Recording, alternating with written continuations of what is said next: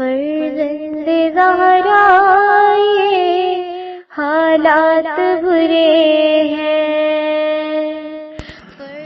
کاشانۂ بصیرت ایک ایسا مکمل یوٹیوب چینل جس پر محروم بصارت کے لیے بالخصوص اور تمام افراد کے لیے بالعموم سینکڑوں کی تعداد میں اسلامی کتب دستیاب ہیں۔ لہذا گزارش ہے کہ آپ اپنی ذمہ داری نبھاتے ہوئے کاشانۂ بصیرت کو سبسکرائب کرنے کے ساتھ ساتھ بیل آئیکن کو پریس کیجیے تاکہ آپ علم کے حصول کے ساتھ ساتھ مذہب اہل بیت کی اشاعت میں بھی اہم کردار ادا کرتے رہیں۔ کاشانۂ بصیرت، کاشانۂ بصیرت، کاشانۂ بصیرت۔ فرزند زہرا یہ حالات برے ہیں۔ بسم اللہ الرحمن الرحیم۔ السلام علیکم۔ یہ کاشانۂ بصیرت یوٹیوب چینل ہے۔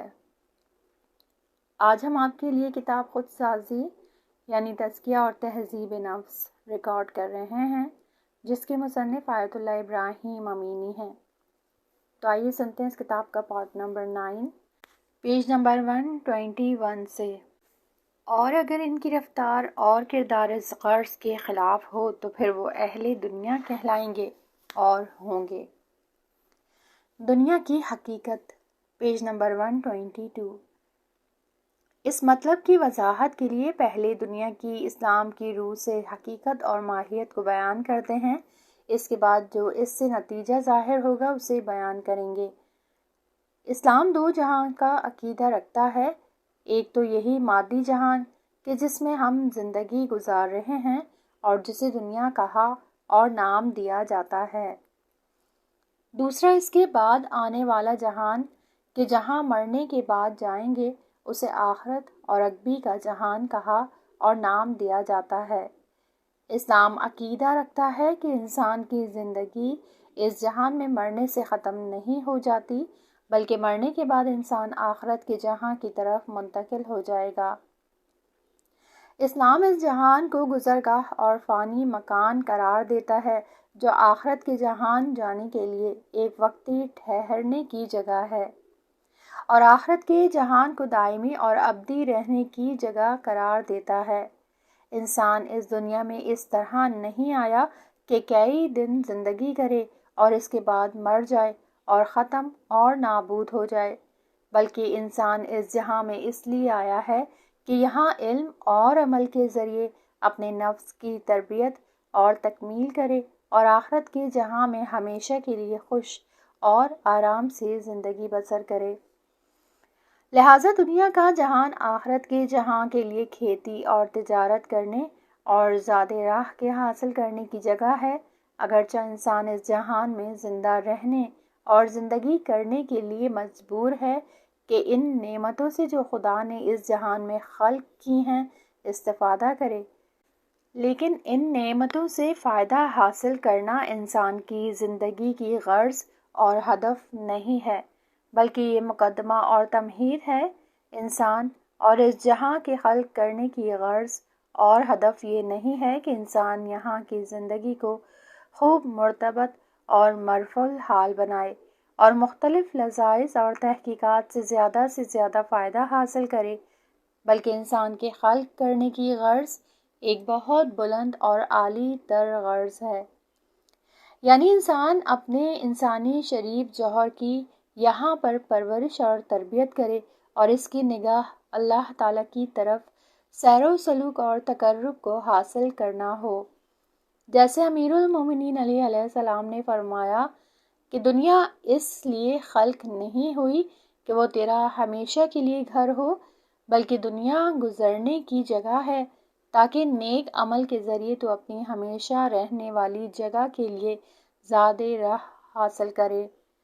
لہٰذا تم دنیا سے چلے جانے کے لیے جلدی کرو اور یہاں سے جانے کے لیے اپنے لیے سواری کو آمادہ اور مہیا کرو۔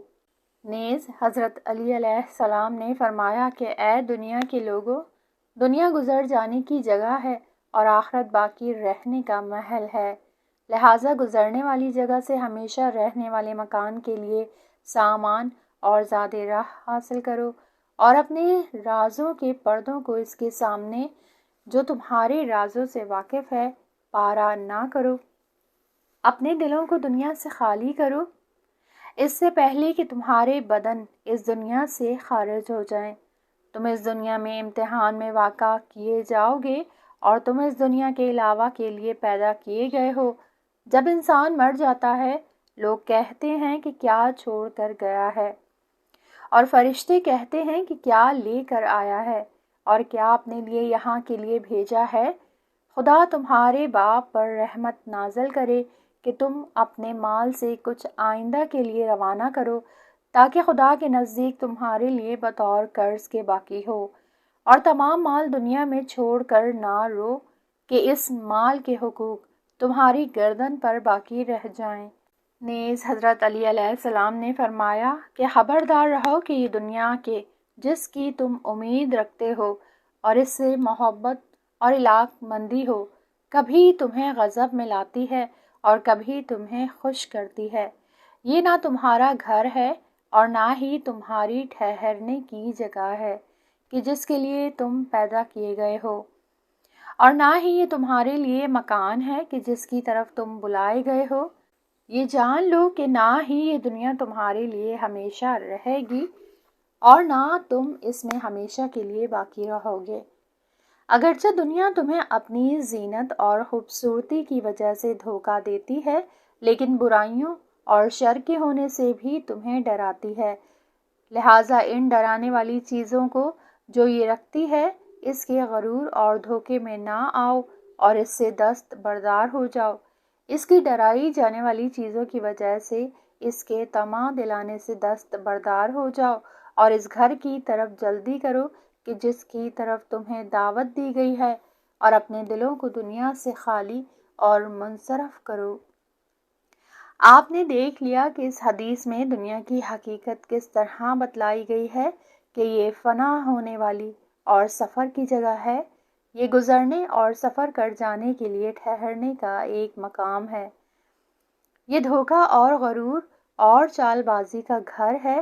انسان اس کے لیے خلق نہیں ہوا بلکہ آخرت کے جہان کے لیے خلق کیا گیا ہے۔ انسان اس جہان میں آیا ہے تاکہ اپنے علم اور عمل اور انسانیت کی تربیت اور پرورش کرے اور آخرت کے جہان کے لیے زاد راہ اور توشہ حاصل کرے۔ اہل آخرت، پیج نمبر 124۔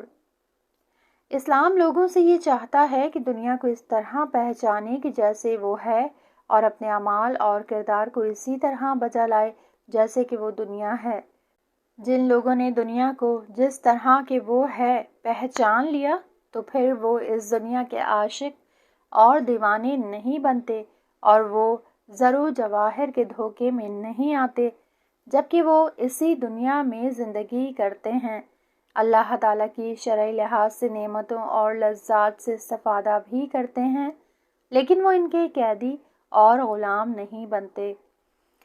وہ خدا اور آخرت کے جہان کو کبھی نہیں بھلاتے اور ہمیشہ کوشش کرتے ہیں کہ وہ اپنے نیک کاموں کے بجا لانے سے آخرت کے جہان کے لیے زاد راہ اور توشہ حاصل کریں۔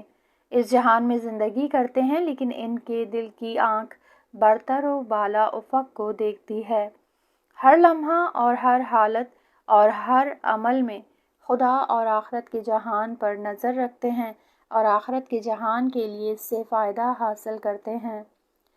دنیا کو آخرت کی کھیتی اور تجارت کا محل جانتے ہیں، کوشش کرتے ہیں کہ آخرت کے جہان کے لیے زاد راہ حاصل کریں۔ دنیا کی تمام چیزوں سے آخرت کے جہان کے لیے فائدہ حاصل کرتے ہیں، یہاں تک کہ کام اور کاج اور کھانے پینے، ازدواج اور دوسرے دنیاوی کاموں سے بھی آخرت کے جہان کے لیے استفادہ حاصل کرتے ہیں۔ اس طرح کے لوگ دنیا دار نہیں ہوتے بلکہ یہ اہل آخرت ہیں۔ ابن ابی یافور کہتے ہیں کہ میں نے امام جعفر صادق علیہ السلام کی خدمت میں عرض کیا کہ ہم دنیا کو دوست رکھتے ہیں۔ آپ نے فرمایا کہ دنیا کے مال سے کیا کرتے ہو؟ میں نے عرض کی، اس کے ذریعے سے ازدواج کرتا ہوں اور حج کو جاتا ہوں اور گھر والوں پر خرچ کرتا ہوں اور اپنے بھائیوں کی مدد کرتا ہوں اور اللہ کے راستے میں صدقہ دیتا ہوں۔ آپ نے فرمایا کہ یہ تو دنیا نہیں ہے بلکہ یہ تو آخرت ہے۔ حضرت علی علیہ السلام نے فرمایا کہ اے خدا کے بندو، متوجہ رہو کہ پرہیزگار دنیا میں بھی فائدہ حاصل کرتے ہیں اور آخرت میں بھی فائدہ حاصل کرتے ہیں۔ وہ دنیا داروں کے ساتھ دنیا سے فائدہ حاصل کرنے میں شریک ہیں، لیکن دنیا دار ان کے ساتھ آخرت میں شریک نہیں ہیں۔ انہوں نے دنیا میں عمدہ طریقے سے زندگی بسر کی ہے اور کھانے والی چیزوں سے عمدہ طریقے سے استفادہ کیا ہے۔ انہوں نے دنیا سے وہی استفادہ کیا ہے جو عیاش لوگ اس سے استفادہ کیا کرتے تھے، اور وہی استفادہ کیا ہے جو ظالم اور متکبر لوگ کیا کرتے تھے۔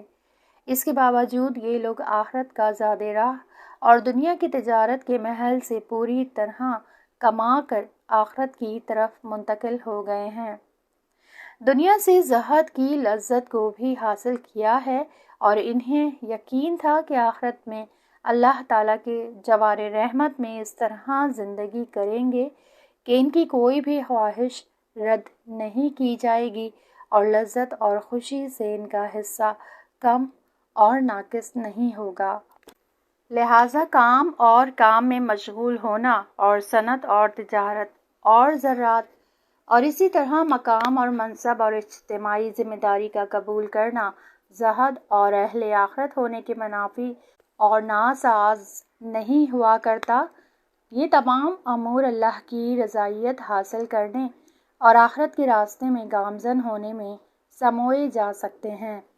امیر المومنین جو اپنی تمام کوشش کام اور کاج میں استعمال کرتے تھے، رات کو محراب عبادت میں گریہ وزاری کیا کرتے تھے اور فرماتے تھے، اے دنیا مجھ سے دور ہٹ جا۔ کیا مجھے دھوکہ دینے کے لیے میرے سامنے آئی ہے اور مجھ سے محبت کا اظہار کرتی ہے؟ یہ تیرا وقت نہیں ہے، جا کسی دوسرے کو دھوکہ دے، مجھے تیری کوئی ضرورت نہیں ہے۔ میں نے تجھے 3 طلاقیں دے دی ہیں کہ جن میں رجوع بھی نہیں کیا جا سکتا۔ تیری زندگی کوتاہ سے اور تیری قیمت معمولی ہے۔ زاد راہ تھوڑا ہے اور راستہ اور سفر طویل ہے اور آگے کی منازل عظیم ہیں۔ آپ ایک اور جگہ فرماتے ہیں، اے دنیا مجھ سے دور ہو جا کہ میں نے تیری مہار تیری گردن پر ڈال دی ہے اور تجھے آزاد کر دیا ہے۔ میں تیرے چنگل سے نکل چکا ہوں اور تیرے جال سے بھاگ گیا ہوں اور تیری لغزش گاہ سے دور ہو چکا ہوں۔ حضرت علی علیہ السلام نے اس حالت میں جبکہ ایک لشکر جرار کے ساتھ جنگ کرنے جا رہے تھے، اپنی پھٹی پرانی جوتی ابن عباس کو دکھلائی اور فرمایا کہ خدا کی قسم یہ پھٹی پرانی جوتی میرے نزدیک حکومت اور امیر ہونے سے زیادہ محبوب ہے، مگر یہ کہ میں حق کو برقرار کروں اور باطل کو رد کروں۔ اللہ تعالیٰ کے خاص بندے ایسے ہی تھے اور ہیں۔ اس دنیا میں زندگی کرتے ہیں لیکن وہ عالم بالا کو دیکھتے ہیں اور اہل آخرت ہیں۔ عام لوگوں کی طرح کام اور کاج کرتے ہیں، بلکہ حکومت اور فرماندہی اور زمامداری اور زندگی کے امور کو بھی چلاتے ہیں، اور ان تمام کاموں کو اللہ تعالیٰ کی رضا اور اپنا عملی وظیفہ قرار دیتے ہیں، اور شرعی حدود میں رہ کر اللہ تعالیٰ کی نعمتوں سے بھی استفادہ کرتے ہیں۔ اس کے باوجود دنیا کو 3 طلاقیں دے رکھی ہیں اور اس کی محبت کو دل سے نکالا ہوا ہے۔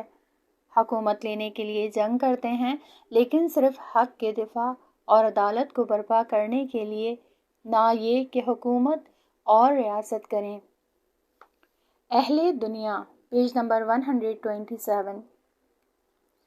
اگر کسی انسان نے دنیا کو جیسے ہے اسی طرح نہ پہچانا ہو، دنیا میں ایسے زندگی کرنے میں مشغول ہو گیا ہو کہ گویا اس کے خلق ہونے کی غرض اور غایت یہی دنیا تھی، اور آخرت میں کوئی حساب اور کتاب نہیں، اور نہ ہی اس دنیا کے علاوہ کوئی اور دنیا ہے کہ جس کی طرف اس نے جانا ہے، اور وہ مال اور دولت، زن اور فرزند، جاہ و جلال اور مقام و منصب کا قیدی اور فریفتہ ہو چکا ہو، اور اسی دنیا کی زندگی کو خوب مضبوط پکڑ کر رکھا ہو اور اسی کے ساتھ دلی لگاؤ رکھا ہو اور آخرت کی زندگی اور خدا کو فراموش کر دیا ہو اور مانوی بلندیوں سے چشم پوشی کر لی ہو اور صرف حیوانی خواہشات کے پورا کرنے اور لذائذ دینوی سے زیادہ لطف اندوز ہونے میں کمر ہمت باندھ رکھی ہو۔ اس طرح کا انسان اور افراد دنیا دار اور اہل دنیا شمار قسم ہوتے ہیں، اگرچہ وہ فقیر اور نادار اور گوشہ نشین ہی کیوں نہ ہوں اور ہر قسم کی اجتماعی ذمہ داری کو قبول کرنے سے پرہیز ہی کیوں نہ کرتے ہوں۔ خداوند عالم ارشاد فرماتا ہے، وہ صرف دنیا کے ظاہر کو دیکھتے ہیں لیکن آخرت سے غافل ہیں۔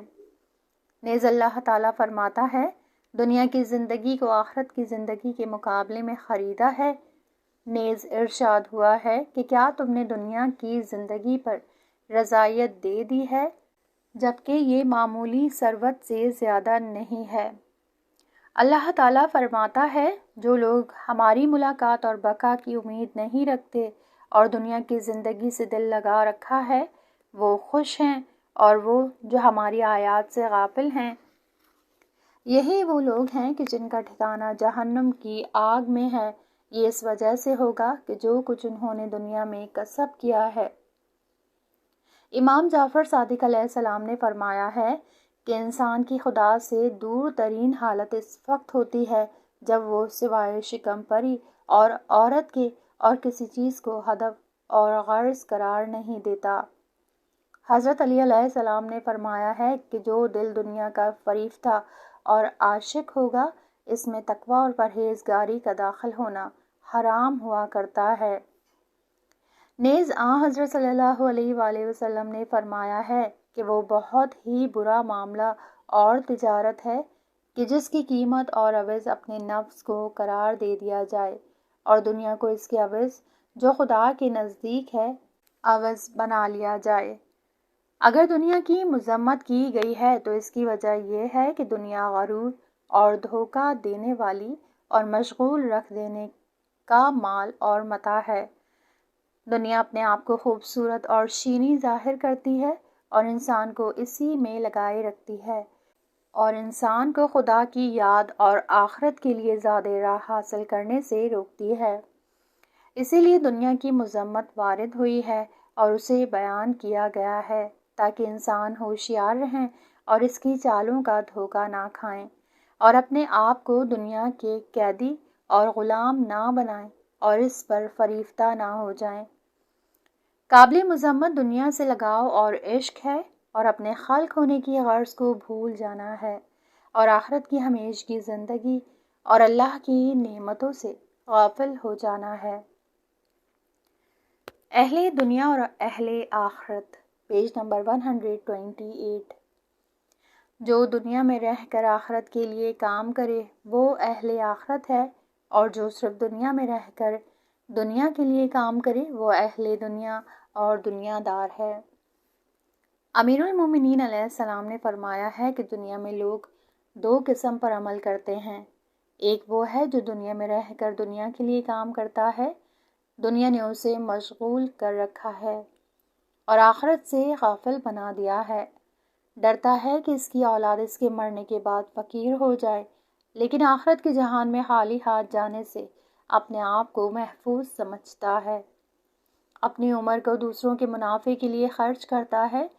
دوسرا وہ ہے جو دنیا میں رہ کر آخرت کے لیے کام کرتا ہے، اس کی روزی بھی بغیر کسی مشقت کے پہنچتی رہتی ہے، یعنی دنیا اور آخرت کا حصہ اور نصیب اسے ملتا رہتا ہے اور یہ دونوں جہانوں کا مالک ہو جاتا ہے۔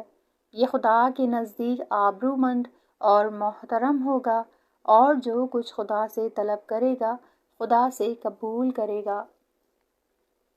نیز امیر المومنین علیہ السلام نے فرمایا ہے کہ دنیا عبور کر جانے کی جگہ ہے، یہ ٹھہر جانے کا گھر نہیں ہے۔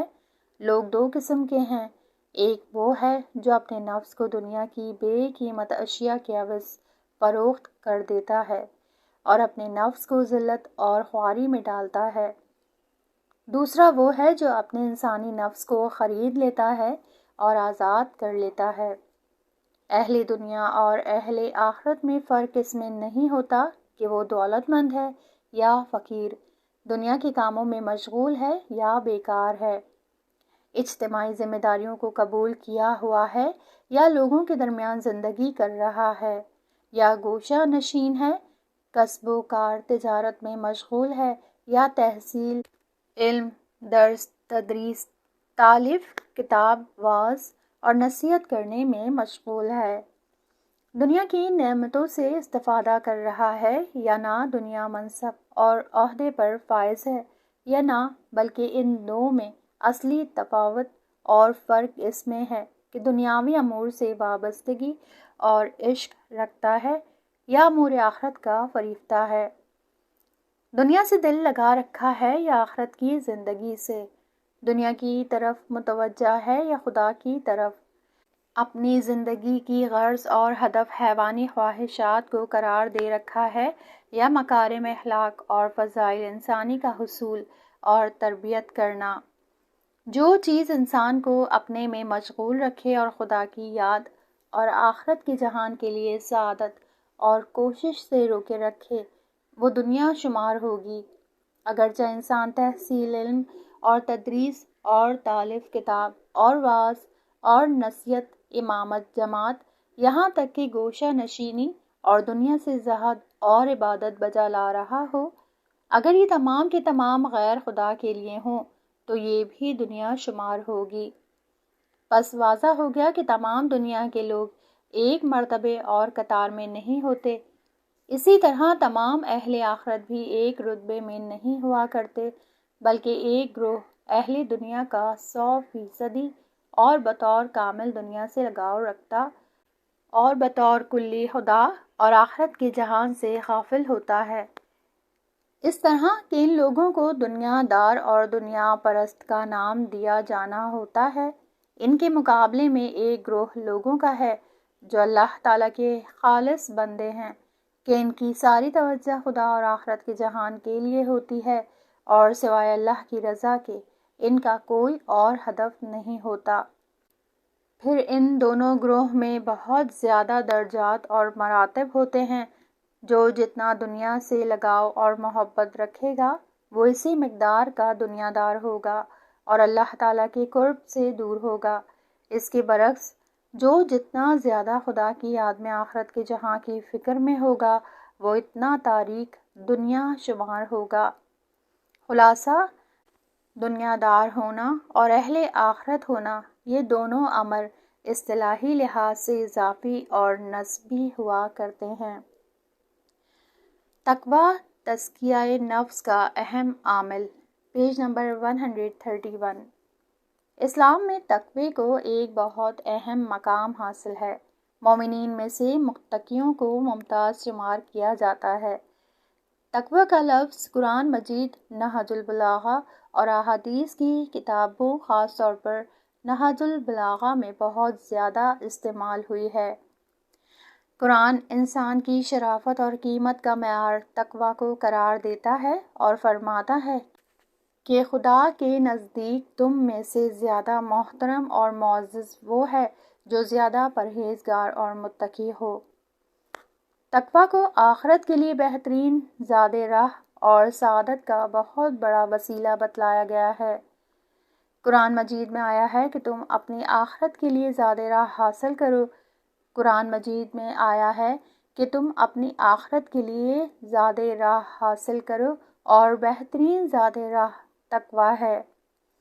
نیز فرماتا ہے جو لوگ نیک اور تقوی رکھتے ہیں ان کے لیے بہت بڑی جزا ہوگی، اور پھر فرماتا ہے کہ جس نے تقوی اختیار کیا اور اچھے کام انجام دیے اس کے لیے کوئی خوف و ہراس نہیں ہے۔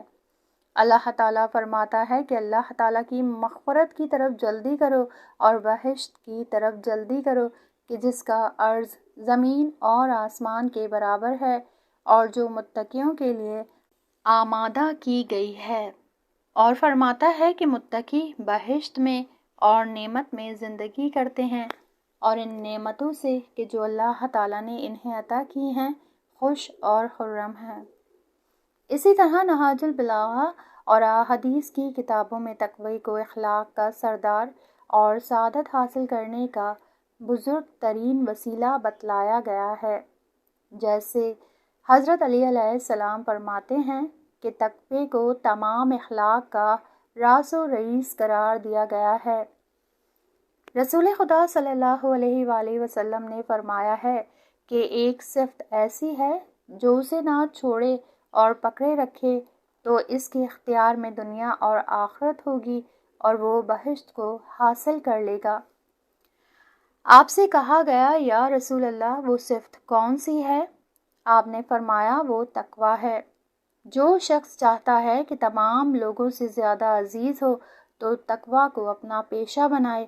آپ نے اس کے بعد یہ آیت پڑھی کہ جو شخص تقویٰ کو اپنا پیشہ قرار دے تو خداوند عالم اس کے لیے کشائش قرار دے گا اور اس کے لیے روزی وہاں سے دے گا جس کا اسے گمان تک نہ ہوگا۔ امیر المومنین علیہ السلام نے فرمایا کہ تقوی کو ہاتھ سے نہ جانے دینا کیونکہ وہ تمام خوبیوں اور خیرات کا جامع ہے۔ سوائے تقوی کے کوئی اچھائی وجود نہیں رکھتی۔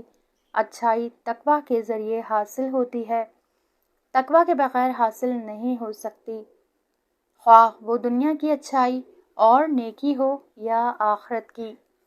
امام زین العابدین علیہ السلام نے فرمایا ہے کہ ہر کام کی شرافت اور قیمت تقوی کے واسطے سے ہوتی ہے۔ صرف متقی سعادت اور نجات کو حاصل کرتے ہیں۔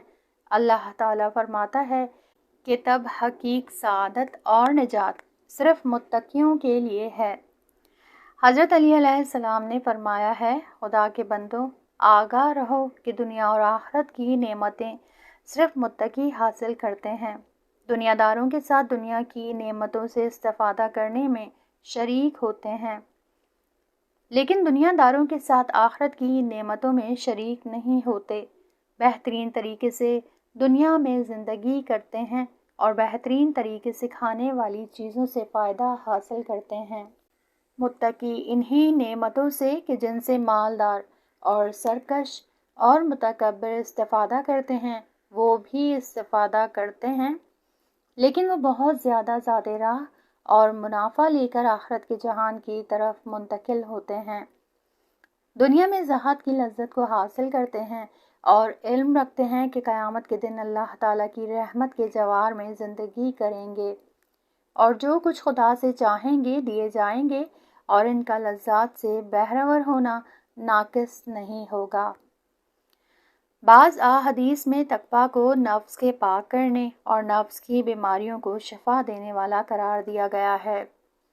امیر المومنین علیہ السلام فرماتے ہیں یقیناً تقویٰ تمہارے دل کی بیماریوں کا شفا دینے والا دارو ہے اور تمہارے نابینا دل کو روشنی دینے والا ہے اور تمہارے بدن کی بیماریوں کے لیے شفا بخش ہے اور تمہارے سینے کے فساد کا اصلاح کرنے والا ہے اور تمہارے نفس کی کثافتوں کو پاک کرنے والا ہے اور تمہاری دید کے پردوں کو جلا بخشنے والا ہے اور تمہارے اندرونی اضطرابات کو آرام دینے والا اور تمہاری تاریکیوں کو روشن کر دینے والا ہے۔ احکام کی غرض تقویٰ ہے، پیج نمبر 133۔ تقویٰ اسلام میں پرارزش اخلاق، اصل اور احکام اسلامی کی تشریح کی غرض بتلائی گئی ہے۔ جیسے خداوند عالم ارشاد فرماتا ہے لوگوں اپنے پروردگار کی جس نے تمہیں اور تم سے پہلے والے لوگوں کو خلق فرمایا ہے عبادت کرو شاید با تقویٰ ہو جاؤ۔ نیز فرماتا ہے روزہ تم پر ویسے واجب ہوا ہے جیسے تم سے پہلے والوں پر واجب ہوا تھا شاید تم با تقویٰ ہو جاؤ۔ اور فرماتا ہے کہ خون اور قربانیاں خدا کو نہیں پہنچتی لیکن تمہارا تقویٰ خدا کو پہنچتا ہے۔ اور فرماتا ہے کہ آخرت کے لیے زیادہ راہ اور توشہ حاصل کرو اور بہترین توشہ اور زیادہ راہ تقویٰ ہے۔